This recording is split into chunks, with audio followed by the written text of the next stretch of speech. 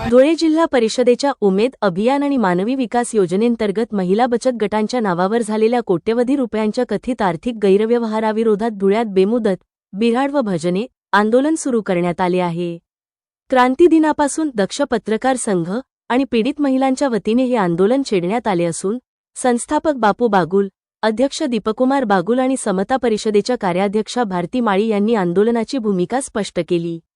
काही अधिकारी व कर्मचाऱ्यांच्या संगनमताने निधीचा कथित अपहार करून महिलांची फसवणूक झाल्याचा आरोप आंदोलकांनी केला आहे। दोषी अधिकारी कर्मचाऱ्यांवर फौजदारी गुन्हे दाखल करावेत, निकृष्ट मशिनरी पुरवणाऱ्या कंपनीला काळ्या यादीत टाकावे, मानधन कपातीची चौकशी करावी आणि तक्रारदार महिलांना दिल्या जाणाऱ्या कथित धमक्यांची उच्चस्तरीय चौकशी करावी, अशा प्रमुख मागण्या आंदोलकांनी केल्या आहेत। प्रशासनाकडे वारंवार लेखी तक्रारी करूनही ठोस कारवाई झाली नसल्याचा आरोप करत न्याय मिळेपर्यंत बेमुदत आंदोलन सुरू ठेवण्याचा इशारा आंदोलकांनी दिला आहे। महाराष्ट्र शासनाने ग्रामीण भागातील ज्या माता भगिनी आहेत त्यांच्या उन्नतीसाठी काही योजना या ठिकाणी निर्माण केल्या।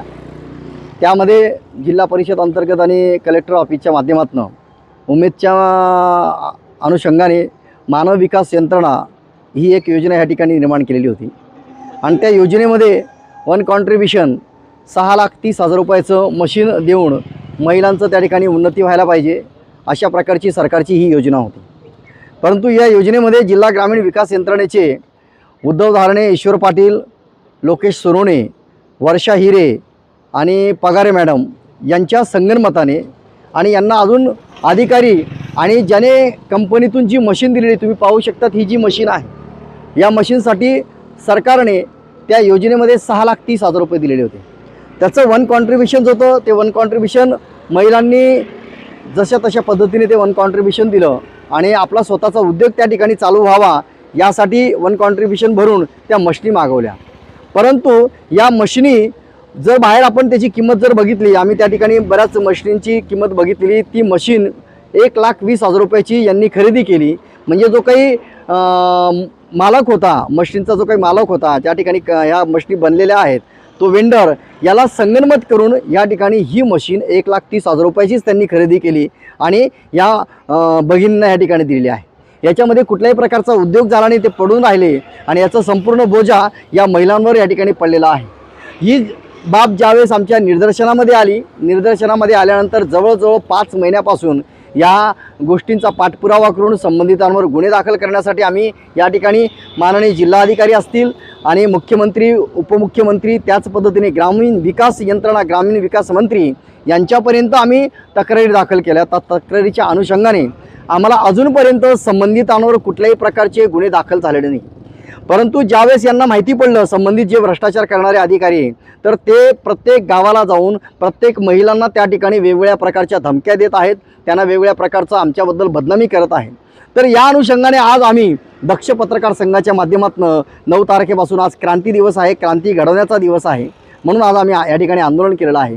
मी भारती किशोर माळी, गाव न्याडोद, जय माता दी महिला बचत गटातील मी सदस्य आहे आणि अनेक सामाजिक कार्यांमध्ये मी कार्यरत आहे।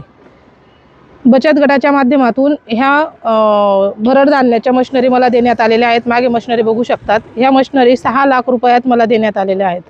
6 लाख रुपये हे माझ्या बचत गटाच्या अकाउंटमधून वेंडराच्या अकाउंटला अधिकाऱ्यांच्या संगनमताने हे पाठवले गेलेले आहेत, याची एंट्री आहे। तसेच 30,000 रुपये आमच्याकडनं कॅश पेमेंटमध्ये घेतलेले आहेत ईश्वर पाटील आणि लोकेश सोनवणे यांनी। असे 6,30,000च्या या मशिनरी आहेत। या मशिनरीवर उद्योग उभारणीसाठी हे मशिनरी आम्हाला दिले गेलेल्या होत्या।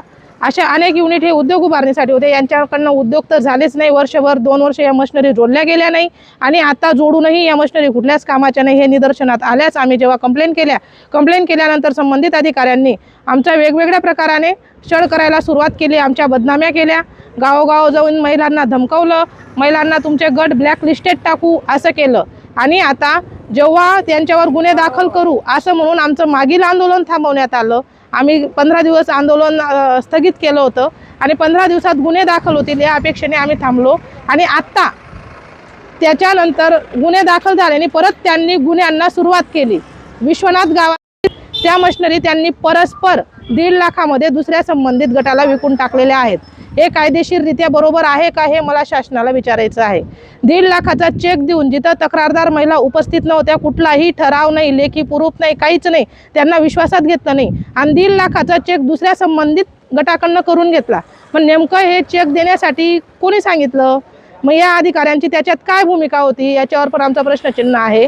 हे सगळ्यांवर चौकशी करून आम्ही जे प्रेस नोटमध्ये असेल किंवा आमच्या तक्रारीमध्ये जे जे आम्ही तक्रार केलेली आहे त्याची सगळ्यांची चौकशी करून आणि चौकशी ही सक्षम अधिकाऱ्यांकडनं जिल्हास्तरीय न होता राज्यस्तरीय किंवा इतर जिल्ह्यातून समिती गठीत करून आणि ही निष्पक्ष चौकशी व्हावी आणि हा अहवाल हा सगळं सार्वजनिक अहवाल व्हावा अशी आमची मागणी आहे। हे जोपर्यंत होत नाही तोपर्यंत आमचं बिऱ्हाड आंदोलन हे सुरूच राहणार आहे।